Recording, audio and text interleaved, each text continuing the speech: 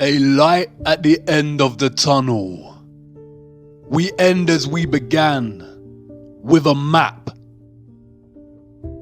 You've been so busy focusing on Antarctica and all the lies of the satanic cabal that you forgot to examine the location that brought you here in the first place.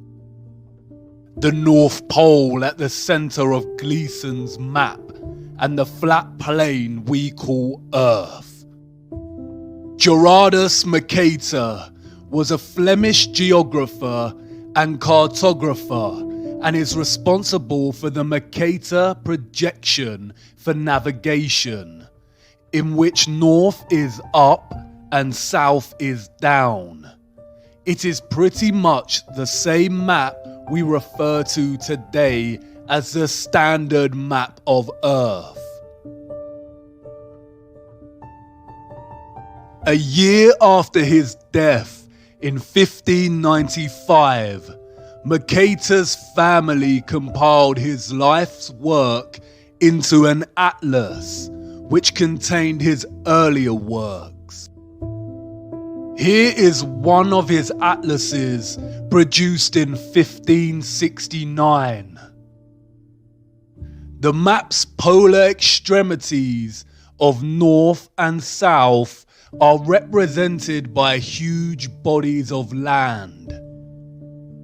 In panel 13, a more detailed look of the North Pole or the Arctic is provided.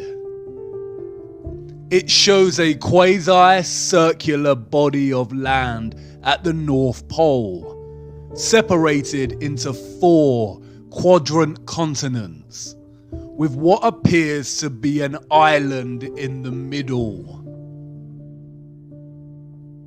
Mercator's 1595 world map presents this Arctic region in more detail. The body of land or rock in the center of these 4 quadrant continents here is called Rupes Nigra, which translates to black rock. The official historians of the world tell us that Mercator's vision and influence came from the text Inventio Fortunata, a conveniently lost book containing a description of the North Pole as a mountain surrounded by a giant whirlpool and 4 continents, with 4 directional rivers. Historians date the book to being created in the late 14th century and tell us that no pages or extracts of the lost book have ever been discovered. There are a vast amount of maps from this era, from all different cultures, that depict the North Pole in a similar way.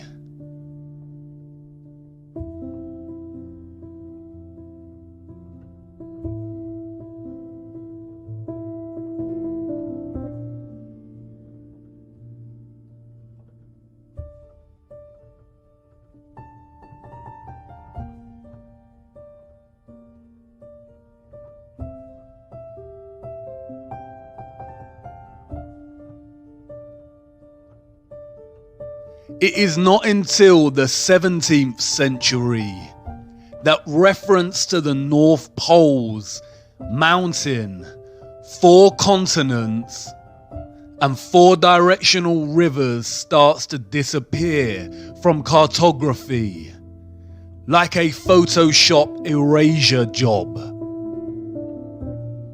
This coincides and aligns with the rise of Galileo, the father of heliocentrism. They tell us there is no land at the North Pole, just a large ice sheet, Google Earth, however, refuses to even give us the ice sheets. They love to show us their thwarted version of Antarctica, but when venturing north, all that remains is Greenland. Look at Greenland here. Edges of real land before a huge mass of white engulfs the entire country. This does not look real. They claim that Google Earth works by superimposing satellite images, aerial photography, and GIS data onto a 3D globe. That's great. So where are the perpetual ice sheets at the Arctic Sea? A closer look at the North Pole here is very telling. Zooming into this little island, something interesting appears. A glitch in the matrix. A line that runs from this island to the center of the Arctic Sea. Deliberate mocking on their part, or just amateur NASA-style Photoshop skills. Either way, it indicates that the vast nothingness of blue ocean here is indeed a photoshopped lie, and exists primarily to hide whatever is really here. Perhaps Mercator and the early cartographers just got it wrong. Mercator was no joke in his day. His maps were not merely fantastical creations of the world as he dreamed up and saw fit. He was known for his meticulous accuracy, and, as stated earlier, he later developed the Mercator projection, which is still used today for navigation. The Inventio Fortunata is lost and has never been found in its entirety or extract. But an old letter from Mercator to John Dee, the advisor to Queen Elizabeth I, provides insight. John Dee wrote to Mercator to inquire about the North Pole. In his reply, Mercator paraphrased the Inventio Fortunata and provided a description of the region. In the midst of the four countries is a whirlpool, into which there empty these four indrawing seas, which divide the north, and the water rushes round and descends into the earth just as if one were pouring it through a filter funnel. It is 4 degrees wide on every side of the pole. That is to say, 8 degrees altogether, except that right under the pole there lies a bare rock in the midst of the sea. Its circumference is almost 33 French miles, and it is all of magnetic stone, and is as high as the clouds. It is black and glistening. In Johann Rusch's 1508 map, the North Pole is represented in a similar manner, and the map's legend states, "It is written in the Book of the Fortunata, under the Arctic Pole there is a high magnetic rock, 33 German miles in circumference. A surging sea surrounds this rock as if the water were discharged downward from a vase through an opening to 4 mouths below. Around are islands, of which 2 are inhabited. Here the ship's compass loses its property, and no vessel with iron on board is able to get away.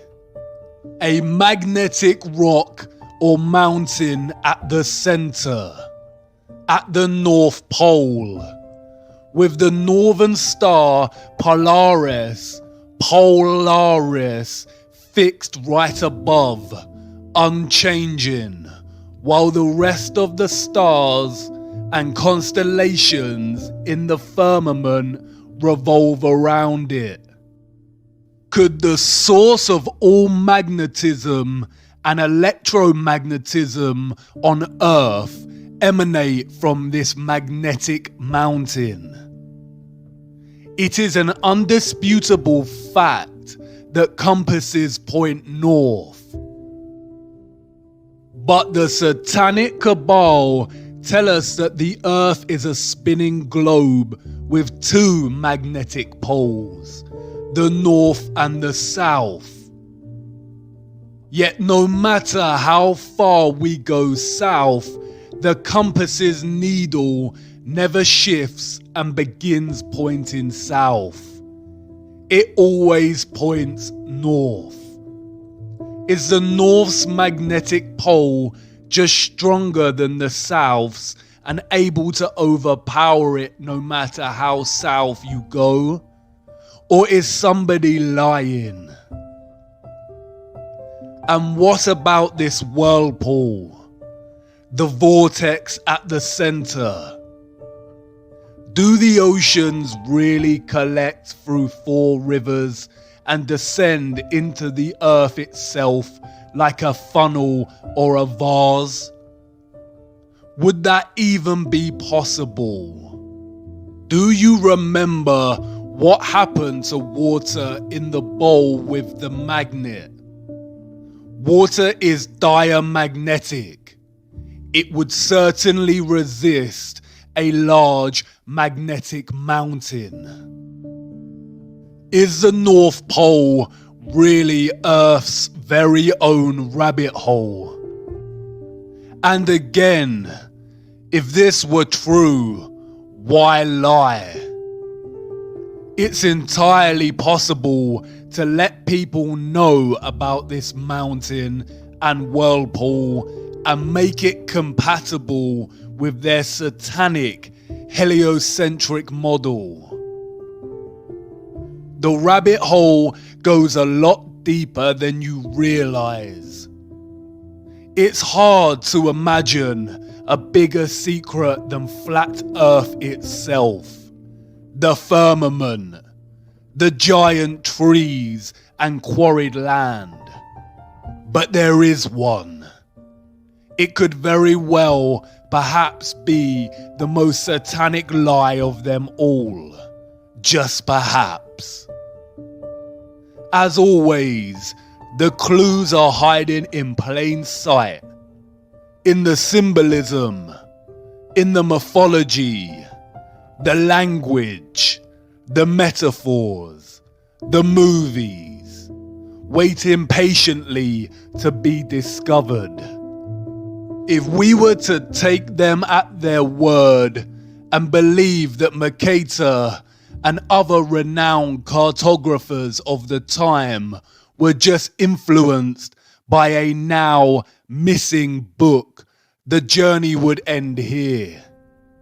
But by now, we know better than that.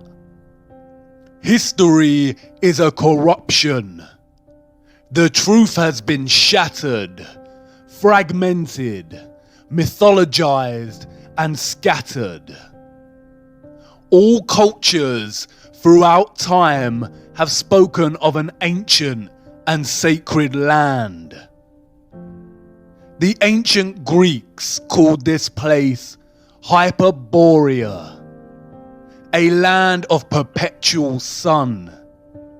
They said the people of Hyperborea were giants that lived for 1,000 years and enjoyed a life of happiness. Look at that word. Hyper is a prefix meaning beyond, and Boreas was the god of the north wind. Hyperborea, beyond the north wind. It is reminiscent of another word, the aurora borealis, the northern lights.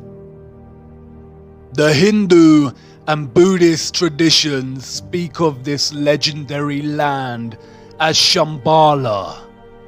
In Buddhist mythology, Mount Meru has its roots in hell and its summit in heaven, and is the bridge between Earth's realms.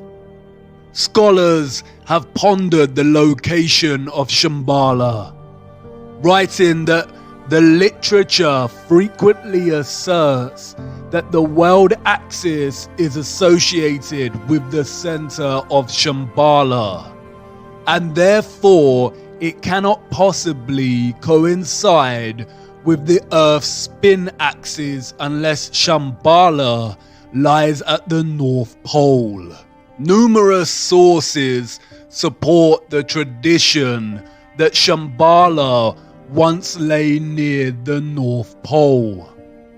The Scythians, a branch of the Vedic peoples who roamed the Central Asian steppe, told of a wonderful place, similar to Shambhala, that lay far to the north. In most Asian cosmology, Mount Meru stands at the center.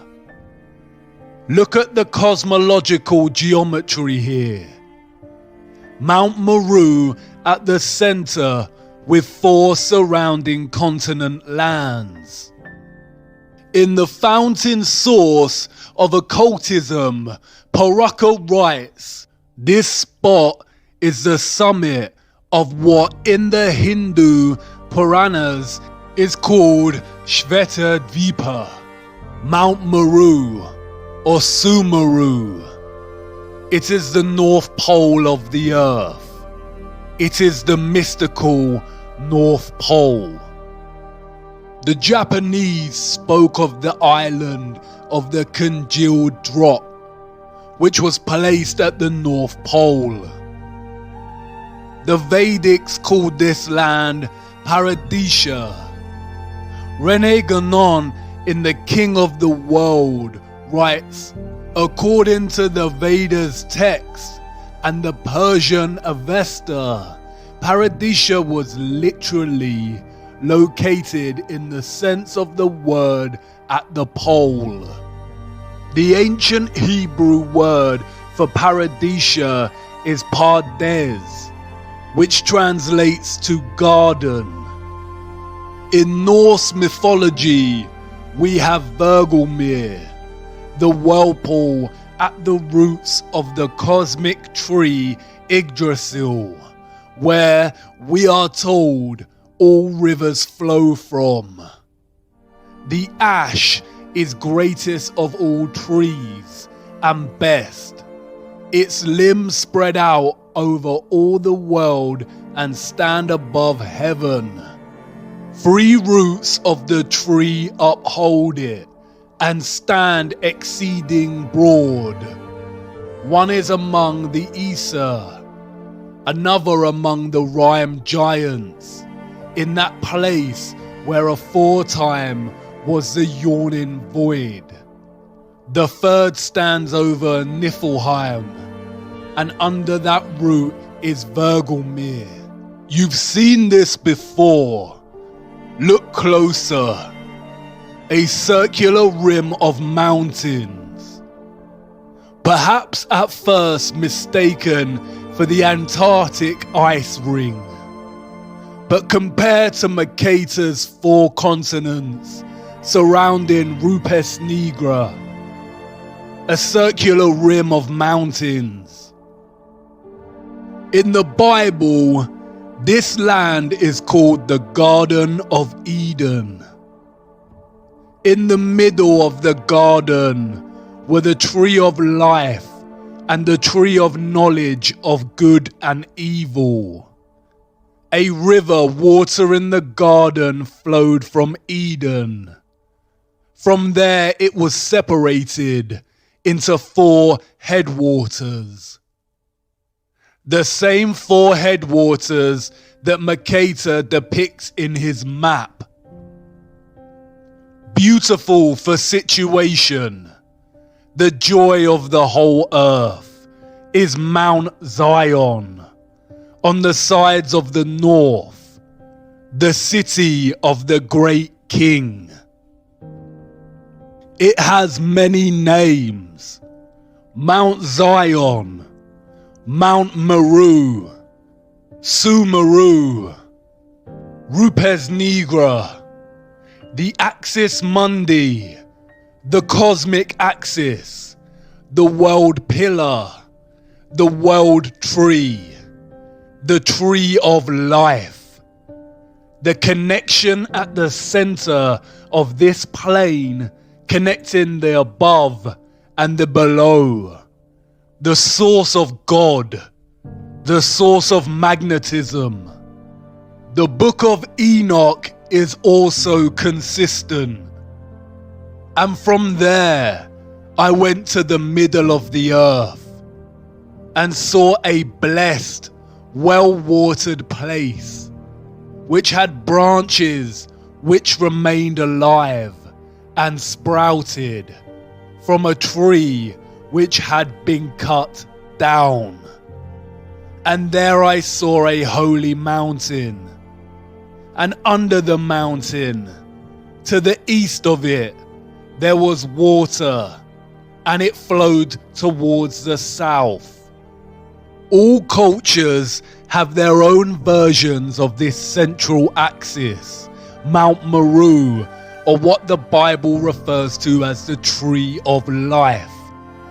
Heaven's altar right here on earth.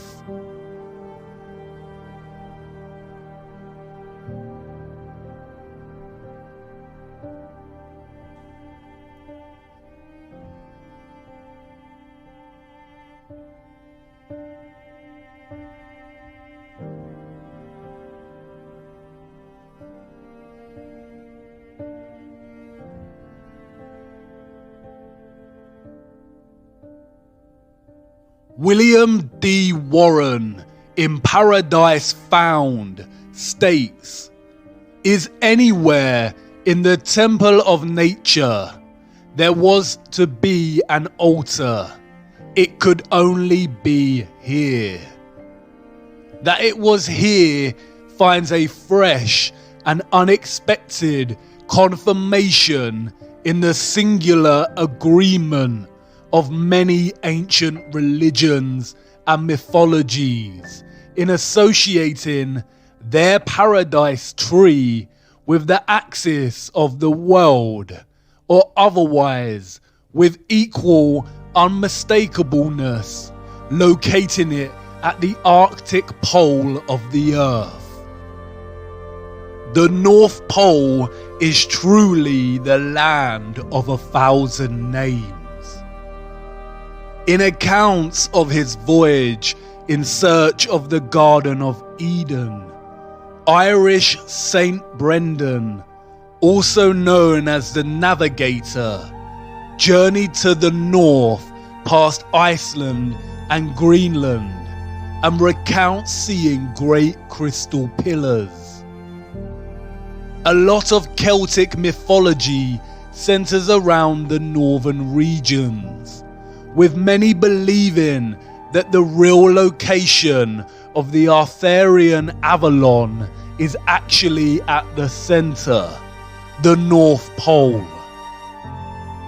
Interestingly, the same John Dee that wrote to Mercator claimed that King Arthur conquered the far northern region, According to John D., another missing text, the Gestae Arthuri apparently contained an account of Arthur's expedition to the North Pole. Another text, the Legis Anglorum Londonis Collectae, testifies to this same expedition. Through Celtic mythology, King Arthur became associated with the North constellation, the Great Bear, otherwise known as Ursa Major. By Sir Walter Scott's day, King Arthur had become firmly associated with the Pole Star, or Polaris. In his 1805 work, Lay of the Last Minstrel, he states, Arthur's slow wane his course doth roll, in utter darkness round the pole. The northern bear lowers black and grim, Orion's studded belt is dim. The symbolism speaks louder than the corrupted history. King Arthur's Knights of the Round Table and the Western and Chinese zodiacs are strikingly similar. The Chinese zodiac table. It is our flat earth. The constellations of the dome or firmament circling the magnetic center, as do the yin-yang of the sun and the moon. King Arthur and the 12 knights at the round table. 12 zodiac signs, 12 knights, with King Arthur's seat at the top, like Polaris. Look at the rose in the center. It is very similar to Mercator's representation of the North Pole. The 4 continents look like petals, and the magnetic mountain in the center looks like the plant's stigma. Is the North Pole the true Holy Grail? The clock with its 12 hours, all time revolving around the center or the pole. There are 12 months in a year and 4 seasons, just like the 4 continents surrounding the pole.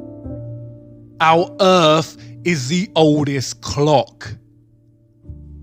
12 stars on the flag of Europe. Mercator's letter stated that Mount Meru, or Rupes Nigra, was 33 miles in circumference. 33 again. The United Nations flag, split into 33 sections, with the final, largest section falling in the center. 33rd degree Freemasonry. During the course of initiation, the Mason is taught that the North is Masonically a place of darkness. The Freemasons worship East, West, and South, and forsake the North. This is because the North is associated with the energy of good. It is the source, the magnetic mountain, the axis mundi directly underneath Polaris, the fixed constant star. 33 is also the age Jesus was when crucified. Many scholars have drawn links between Jesus and King Arthur. Jesus had 12 disciples. Da Vinci's The Last Supper. 12 disciples revolve around the center, Christ. A closer look at the table shows an arched central base, suggesting it was actually a round table that has been halved and flattened for purposes of the painting, hidden in plain sight. Our first encounter with the North Pole is also one of the first deceptions we ever experience as humans. Saint Nicholas, or Santa, comes from the North Pole. Santa is an anagram of Satan and has ties to another mythological being, Krampus, a horned half-goat, half-demon deity that punishes children who misbehave, i.e., it has its roots in the satanic practice of Moloch worship. Krampus is still worshipped today in many European countries. Can you see what they are doing? Contemporary Christmas practices have their roots in Victorian literature. Before that, the season still carried its true Christian practices and celebration of Christ. The satanic cabal has distorted and corrupted the true celebration of Christmas, tying satanic figures suggestive of child predation to the North Pole. As we grow up and find out Santa is a lie, we never give the North Pole another thought.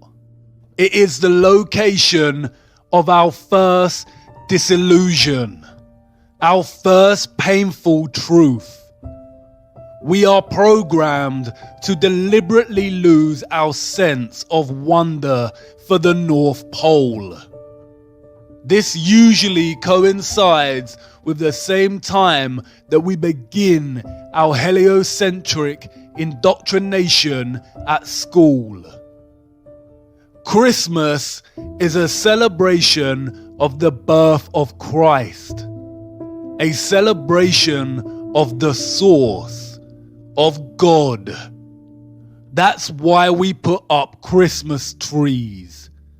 The Christmas tree is Mount Meru, the Rupes Nigra, the tree of life, and the star on top is Polaris, the fixed star in the firmament. Humanity has collectively forgotten this. The Christmas tree is a celebration of the magnetic axis mundi at the center of our flat Earth, and it has subsequently been corrupted and replaced by debased materialism.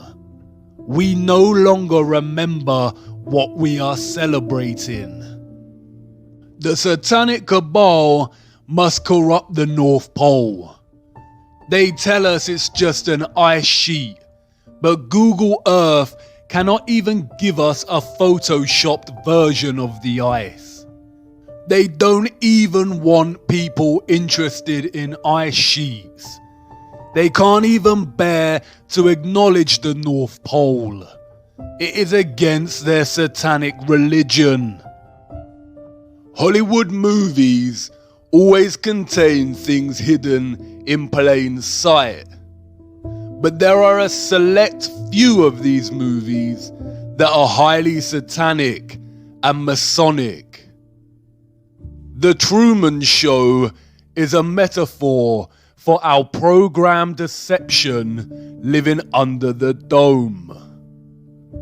Rosemary's Baby, Monsters Inc., and Eyes Wide Shut all depict the elite cult of Satanism and the practices of Moloch, child sacrifice, and adrenochrome harvesting. The Matrix is an obvious metaphor of humanity's slave status. The Matrix itself being the programmed deception cast upon humanity, who have no clue to the true nature of their reality. But there is another film, probably the most Masonic of them all, The Wizard of Oz, Dorothy's journey through the land of Oz.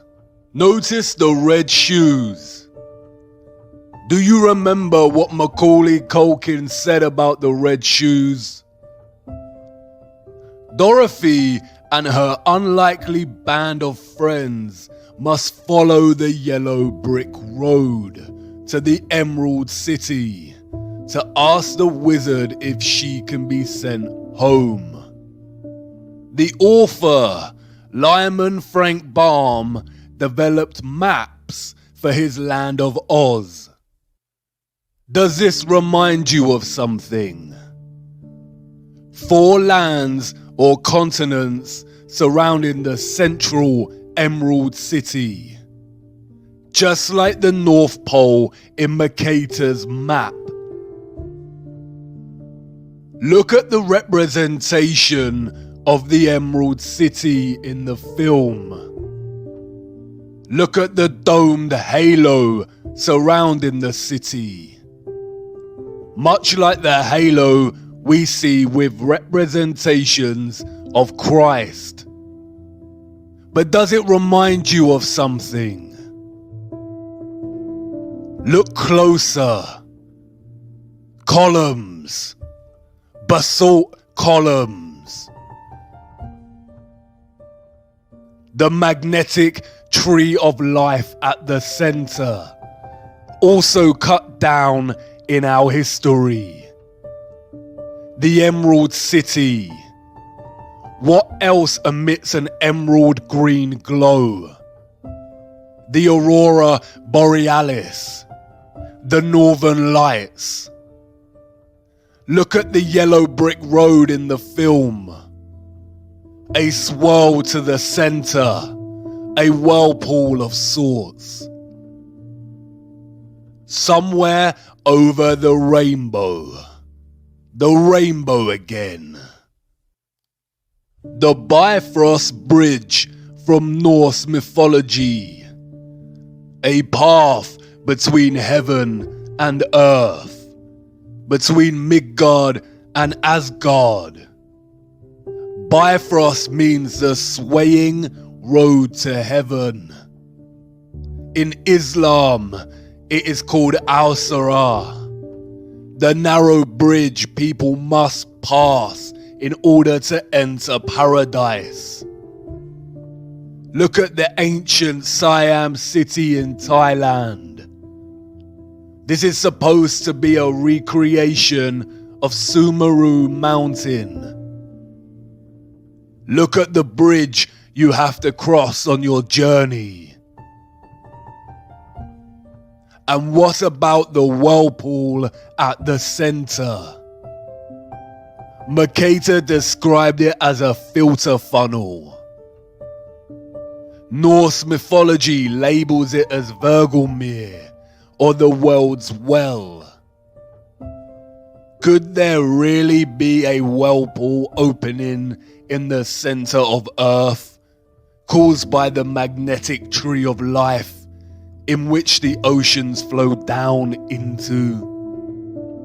Paul the Deacon, an 8th century Benedictine monk, wrote that where the ocean extends without bounds is that very deep abyss of waters which we commonly call the ocean's navel.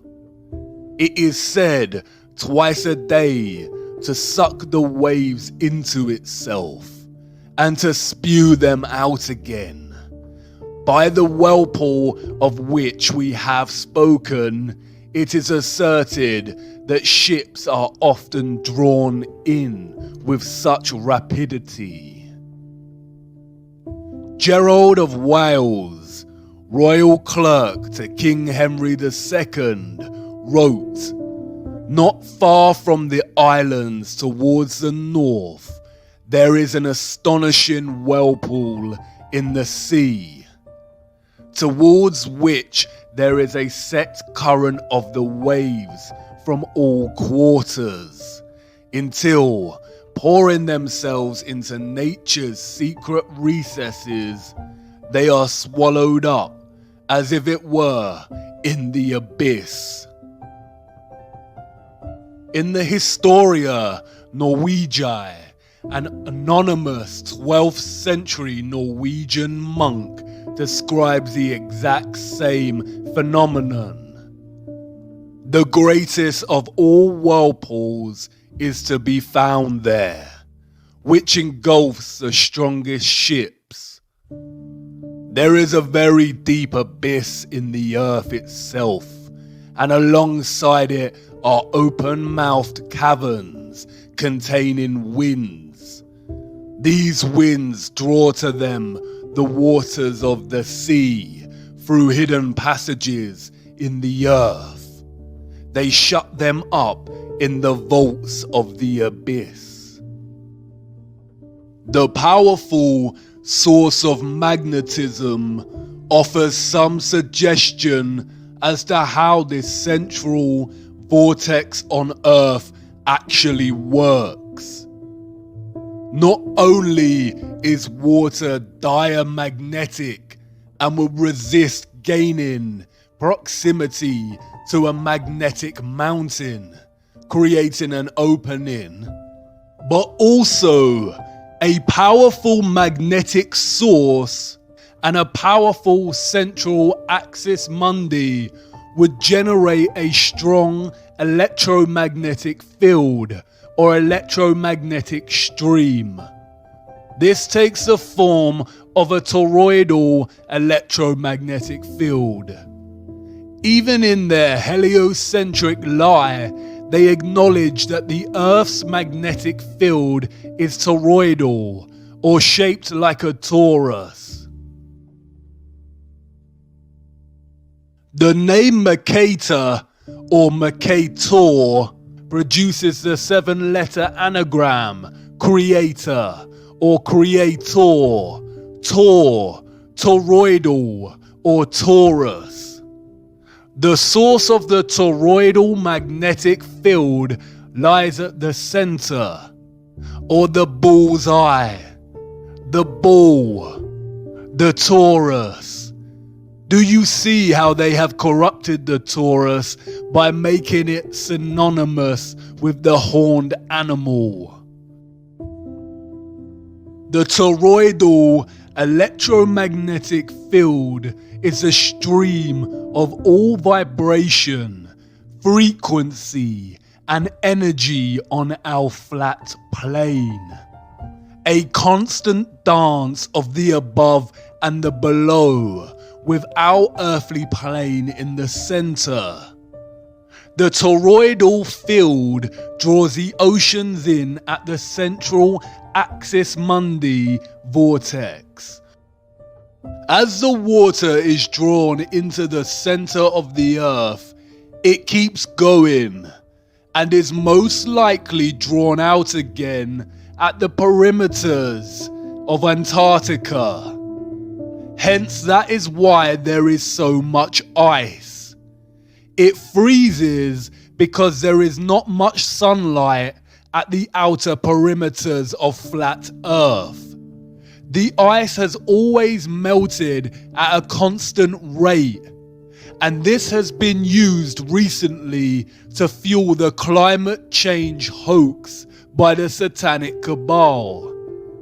This central vortex at the North Pole would also suggest the possible existence of the biblical Great Deep, and offer some clues to the existence of water above the firmament.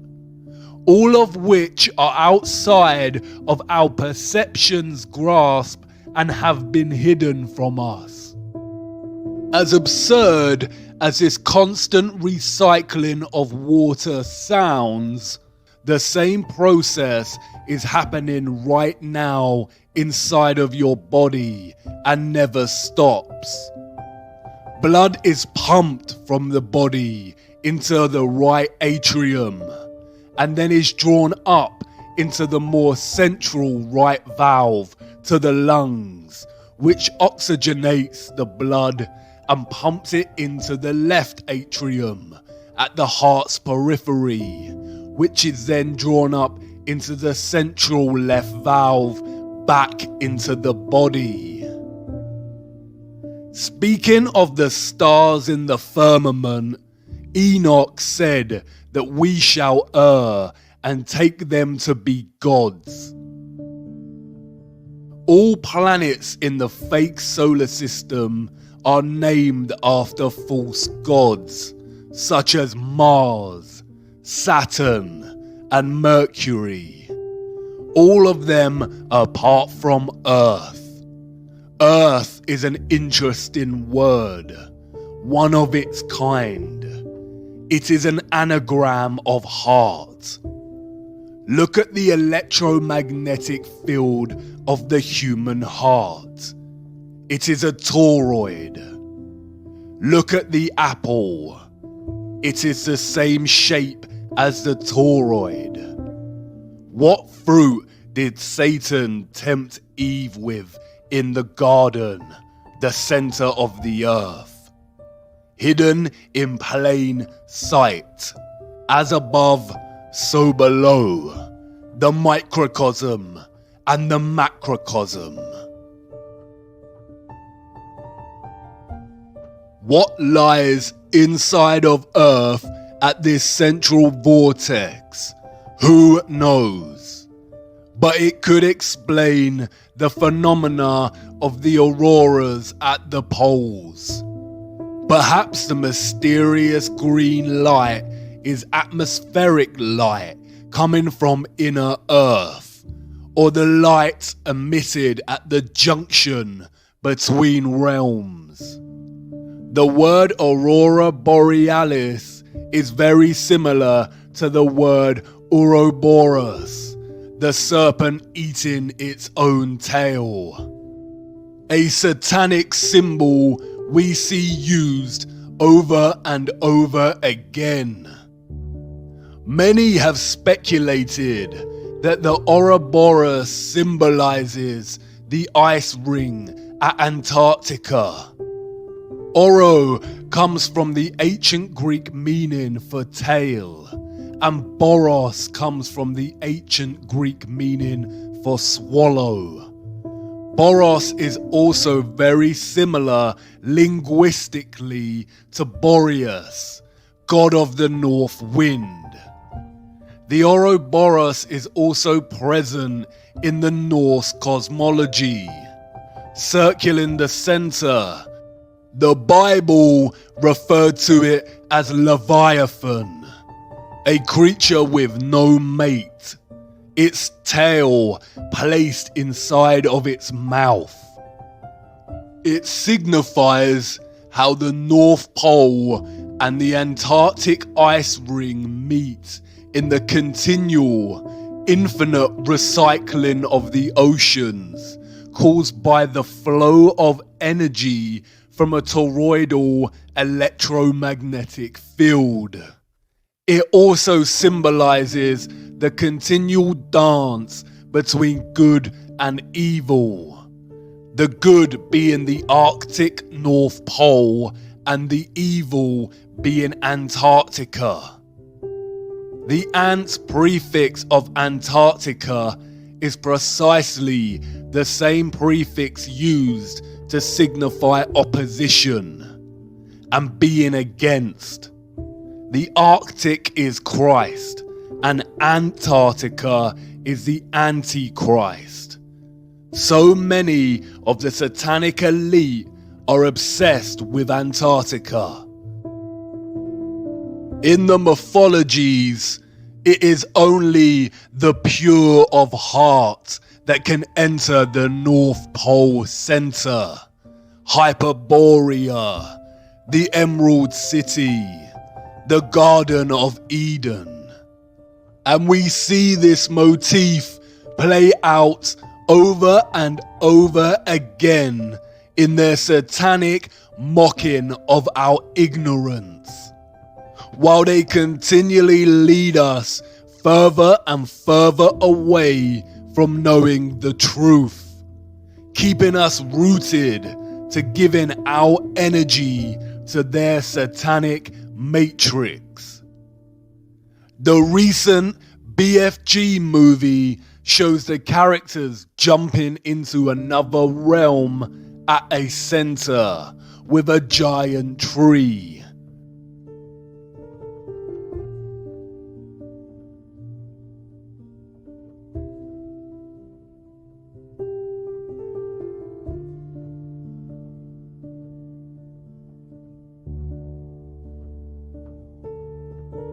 Notice the aurora. Stephen King's The Dark Tower series places the magnetic Mount Meru, the Rupes Nigra, in the center. Notice the familiar map and the Arthur Rose. Look at a clip from the film. It's a map. My father showed me a map like this once. Inside the circle is your world and my world. Many others. No one knows how many. The Dark Tower stands at the center of all things. And it stood there from the beginning of time. And it sends out powerful energy. Interestingly, Stephen King also wrote another novel about life under the dome. Philip Pullman wrote a children's novel called The Northern Lights, in which the protagonist enters another realm through the aurora. Jules Verne's Journey to the Center of the Earth sees its protagonists enter inner Earth in the north, just beyond Iceland. We have the Wandering Mountain in the never-ending story. Notice the rainbow. Even the production company Paramount references this in its logo. Notice the dome stars above the Paramount, the Mount Meru, Mount Zion. We see reference to Flat Earth and the Tree of Life, Mount Meru, hidden in plain sight everywhere. George Bush International Airport, the Flat Earth map on the ground with a huge Tree of Life in the center, reaching up to the dome above. Darling Gardens in Sydney, Australia, the Flat Earth map again, with the Antarctic ice ring and the magnetic mountain in the center. Even the Central United Nations meeting room displays this imagery. Notice the starred dome above and the grand gold pillar in the center. What about flights? Wouldn't pilots have noticed if there were a huge vortex at the center of the Earth? Well, perhaps, if they actually flew over the region. Flights are restricted, we are told, because it is too cold to fly over the Arctic and Antarctic regions. They tell us they have the technology to send people out into cold space, but not to cross the polar zones. In fact, a closer look at flight paths more generally exposes their heliocentric lie. On a globe Earth, South Africa to Australia should be a straight path over the Indian Ocean. They could even refuel at Madagascar if necessary. But no such flight exists. They all stop off at Dubai, Hong Kong, or Malaysia. A huge detour that makes no sense on a globe, but makes complete sense when looking at a flat Earth map. It's the direct flight path on flat Earth. We are running out of time. It is important to acknowledge the remaining and resistant beauty of our world despite the vast amount of barbaric quarrying. It is undeniable that our flat Earth quarry retains aspects of beauty. Sometimes so powerful it is described by humans as breathtaking. Although we are a species born out of the barbaric behavior of those who destroyed the Earth, Carbon-12 is not the entirety of our biological design. Like the land, we retain elements of the good, which can be traced back to divine creation, or what is called God. Whether you view God as a being, vibration and magnetism itself, or something else does not matter. God is the source, the intelligence that designs and creates. Hexagonal efficiency is just one geometric design found in living organic matter. There is a sequence and ratio underpinning all geometric shapes, life, and matter itself. These are the Fibonacci sequence and the golden ratio. The Fibonacci sequence, the mathematical sequence of adding the last two numbers that came before, starting with 1. As the sequence continues, a constant ratio of 1 to 1.6 appears. This is called the golden ratio and continues indefinitely. To imagine what a 1 to 1.6 ratio looks like, compare it to a 1 to 1 ratio. Any rectangle with any two of the numbers of this Fibonacci sequence forms what is known as the golden rectangle, a perfect rectangle. This rectangle can be broken down into squares, the size of the next Fibonacci numbers. Similarly, if you construct the rectangle with the 1 to 1.6 ratio and begin to make incremental golden ratio points within that, you end up with the same results as the Fibonacci sequence. If you divide each with an arc, then the pattern begins to take shape. We see Fibonacci's spiral, the spiral in and of itself. A spiral, spiraling out at the sequential ratio of 1 to 1.6. Fibonacci's spiral is literally found everywhere in the natural world, on both a microcosmic level and a macrocosmic level.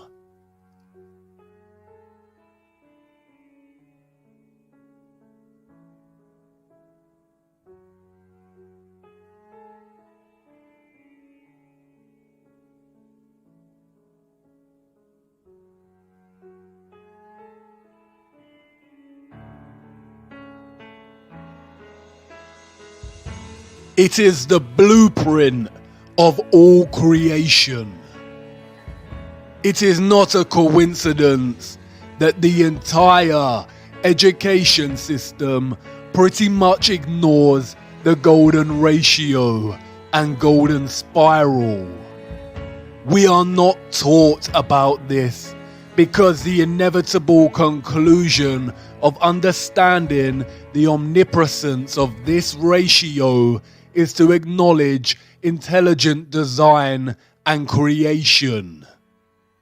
It is the fingerprint of God. When viewed from above, the toroid takes on the shape of a spiral. Your brainwashing and programming has to have such a powerful grip over you if you think for 1 second our flat Earth itself would not take on the same ratio and patterning. A golden spiral concentrating into a central vortex at the North Pole. Do you see how they have taken the fingerprint of God, the spiral, and corrupted it through the most evil act that can be committed? The rape, torture, and murder of a child and drinking its blood. How to continue after discovering such evil exists and the deceptions cast upon humanity. What to do when things fall apart, when down becomes up and up is now down, when those you trusted the most deceived you and let you down, when the storm comes. Center yourself. Return to the center, and not in the way they tell you. There is a reason the satanic cabal pushes things like meditation and want you to participate in blind positivity. There is a reason that most organizations now subscribe to this narrative and ask you to attend to your well-being. They want you to accept that reality is stressful and full of corruption, to normalize it, and tell you the antidote is forced relaxation, to switch off and ignore, and forced positivity, which in reality is just to ignore the matter at hand and replace it with delusional positive thoughts. In other words, to turn a blind eye. The eye is a microcosm of flat Earth itself, with the pupil at the center, giving you sight. Center yourself, but not through their methods. There is only one way to achieve centrality and stillness. The eye of the storm, immutable and still while all around it energetic rage. The tree trunk, steadfast as the wind rattles its branches. The truth is objective. It cannot move, cannot bend, cannot fall apart. It is positively charged.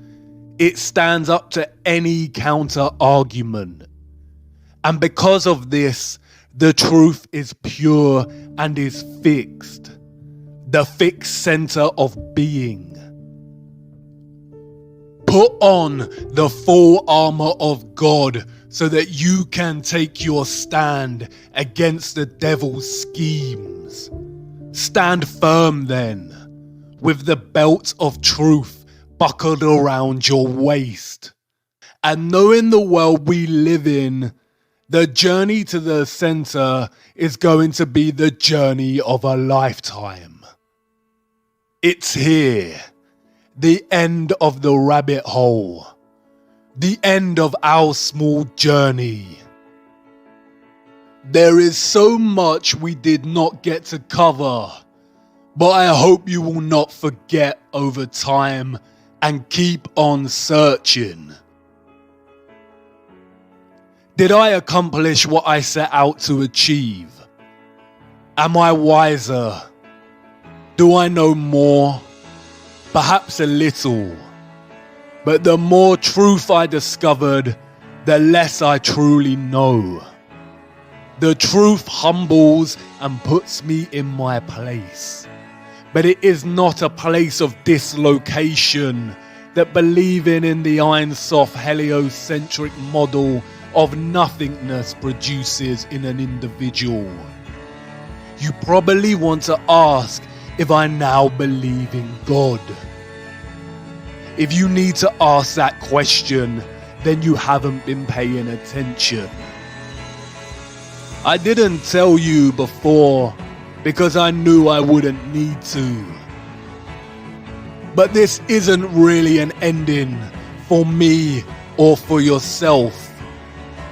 For I know that something in you, viewer, has forever changed.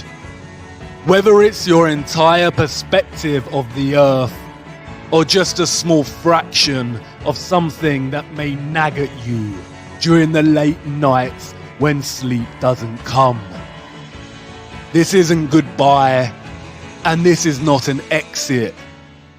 It's actually the beginning.